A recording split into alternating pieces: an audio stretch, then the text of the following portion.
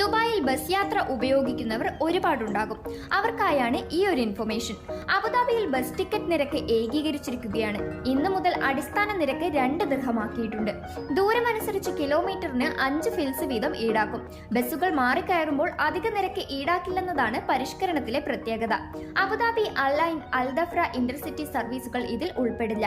35 ദിർഹത്തിന്റെ 7 ദിവസത്തെയും 95 ദിർഹത്തിന്റെ 30 ദിവസത്തെയും പാസിൽ കൂടുതൽ മേഖലകളെ ഉൾപ്പെടുത്തി വിപുലീകരിച്ചു. പരിഷ്കരിച്ച പാസ് ഇന്നു മുതൽ ലഭ്യമാകും. ഇതോടെ പഴയ പാസ് നിർത്തലാക്കുമെങ്കിലും കാലാവധി തീരുന്നതുവരെ അവ ഉപയോഗിക്കാവുന്നതാണ്. വാർഷിക പാസ്, വിദ്യാർത്ഥി പാസ് എന്നിവയുമുണ്ട്. 10 വയസ്സിന് താഴെയുള്ളവർക്ക് ബസ്സിൽ സൗജന്യ യാത്ര തുടരാവുന്നതുമാണ്. ഒരു ബസ്സിൽ നിന്ന് കാർഡ് ഉപയോഗിച്ച് അരമണിക്കൂറിനകം അടുത്ത ബസ്സിൽ കയറിയാലേ ആനുകൂല്യം ലഭ്യമാവുകയുള്ളൂ. പരമാവധി 2 ബസ്സുകൾ നിങ്ങൾ മാറി കയറിയിരിക്കണം. അബുദാബി ലിങ്ക്, പൊതുഗതാഗത ബസ് എന്നിവയ്ക്കിടയിലെ മാറ്റത്തിന് വ്യവസ്ഥകൾ ബാധകമാണ്. ബസ്സുകൾ മാറിയാലും ഒറ്റ യാത്രയുടെ തുകയെ ഈടാവുകയുള്ളൂ. കയറുമ്പോഴും ഇറങ്ങുമ്പോഴും ഹാഫിലത്ത് കാർഡ് സ്വൈപ്പ് ചെയ്യണം. കാർഡ് സ്വൈപ്പ് ചെയ്യാത്തവർക്ക് പിഴയും ബസിന്റെ യാത്രാദൈർഘ്യം അനുസരിച്ചുള്ള തുകയും ഈടാക്കും.